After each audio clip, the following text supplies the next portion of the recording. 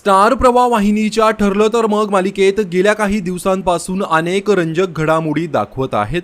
मात्र आता या मालिकेतून 3 कलाकारांची एक्झिट पाहायला मिळणार आहे.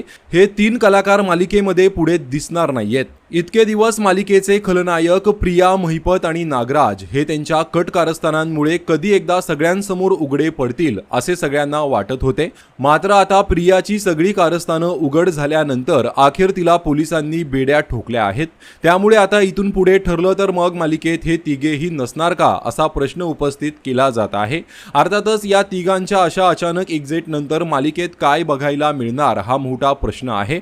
पण अजूनही मालिकेची खरी नायिका तन्वीचा शोध होणे बाकी आहे. त्यामुळे हे तिघेही सध्या मालिकेचा भाग नसले तरी सायली आणि अर्जुन पुढे बरीच आव्हानं बाकी आहेत.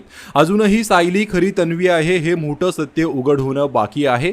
त्यामुळे आता ही मालिका एका वेगळ्याच ट्रॅकवर गेलेली पाहायला मिळणार आहे. तर ठरलं तर मग मालिका तुम्ही पाहता का आणि ही मालिका तुम्हाला आवडते का? कमेंट करून नक्कीच सांगा. धन्यवाद.